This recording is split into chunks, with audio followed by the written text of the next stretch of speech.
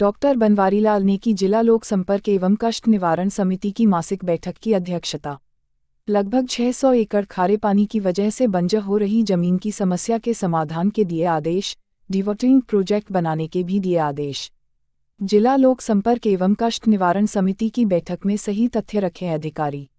जिला लोक संपर्क एवं कष्ट निवारण समिति की बैठक में सहकारिता मंत्री ने सुनी 14 शिकायतें, अधिकारियों को दिए दिशा निर्देश। 13 शिकायतों का मौके पर ही समाधान।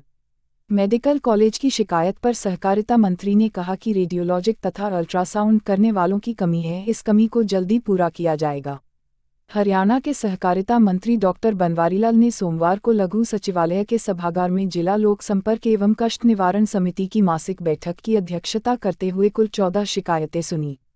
सहकारिता मंत्री ने 14 शिकायतों में से 13 शिकायतों का मौके पर ही समाधान कर दिया। जन समस्याओं की सुनवाई करते हुए सहकारिता मंत्री बनवारीलाल ने कहा कि कष्ट निवारण समिति की बैठक में जो भी विवाद रखे जाते हैं उन विवादों के समाधान की सही रिपोर्ट अधिकारी प्रस्तुत करें। यदि किसी ने गलत रिपोर्ट पेश की तो उसके विरुद्ध कानूनी कार्यवाही की जाएगी। उन्होंने कहा कि शिकायतकर्ता भी इस बात का ध्यान रखे कि वे शिकायत में किसी गलत आदमी का नाम दर्ज न कराए।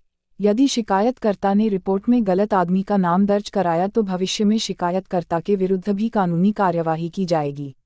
उन्होंने कहा कि किसी व्यक्ति की झूठी शिकायत न करें क्योंकि इससे व्यक्ति को तो मानसिक परेशानी होती है, इसके साथ साथ सरकार व प्रशासनिक अधिकारियों का भी समय नष्ट होता है। ग्रीवांसेस कमेटी के अंदर 14 टोटल विवाद थे, जिसमें से 13 डिस्पोज ऑफ कर दिए और एक इसका पेंडिंग रखा है। और जो भी कहीं डिपार्टमेंट की तरफ से कोई कोताही बरती गई है, उन विभाग के अधिकारियों को ये दिशा निर्देश दिए हैं कि भाई वो पब्लिक की जो भी ग्रीवेंसेस उसको टॉप प्रायोरिटी पर सॉल्व करें ताकि जनता को असुविधा ना हो। मेडिकल कॉलेज का मामला कई कमियां अभी एक साथी ने बताई हैं और उनके अंदर जो एक अल्ट्रासाउंड मशीन के बारे में और एक रेडियोलॉजिस्ट के बारे में जो शिकायत की है वो उनकी शिकायत जायज़ है, क्योंकि रेडियोलॉजिस्ट वास्तव में प्रदेश के अंदर काफ़ी कम है। और जहाँ तक एक्सरे मशीन की बात है या आपके खाने की क्वालिटी की बात है या बुज़ुर्गों की अलग लाइन की बात है, वो सब हमने डायरेक्टर को दिशा निर्देश दे दिए हैं, वो सब दुरुस्त हो जाएंगी। और बाकी जो अल्ट्रासाउंड के जो मशीन है और जो रेडियोलॉजिस्ट की बात है वो माननीय मुख्यमंत्री जी ने भी कहा है कि भाई कहीं न कहीं से अरेंज करके हम यहाँ लगाएंगे ताकि लोगों को असुविधा ना हो। सर, मेरा जो मुद्दा था शहीद हसन खां मेडिकल कॉलेज से था। ये कॉलेज पे अब तक सरकार करीब 1000 करोड़ रुपए खर्च कर चुकी है, पानी से लेके बिल्डिंग तक, लेकिन जो सुविधाएं थी वो उस प्रकार की नहीं मिल रही। मैं बार बार जाके वाच भी कर रहा था। तो इसमें एक्सरे की मशीन लंबे टाइम से ख़राब पड़ी है, अल्ट्रासाउंड नहीं हो रहे थे, नेरो का कोई सर्जन नहीं है। जो ये बच्चे होते हैं गूंगे बहरे टाइप से, उनकी जाँच होती है, उनका फिर वो पेंशन वगैरह बनती है, वो भी ये नहीं हो रही है। तो इसमें दूसरा सीनियर सिटीजन्स के लिए जी बहुत प्रॉब्लम है, वहाँ लंबी लाइनें लग जाती हैं। भारत सरकार का भी एक अध्यादेश है कि भाई सीनियर सिटीजन को लाइन में नहीं लगाओगे तो उनकी अलग लाइन लगाओ।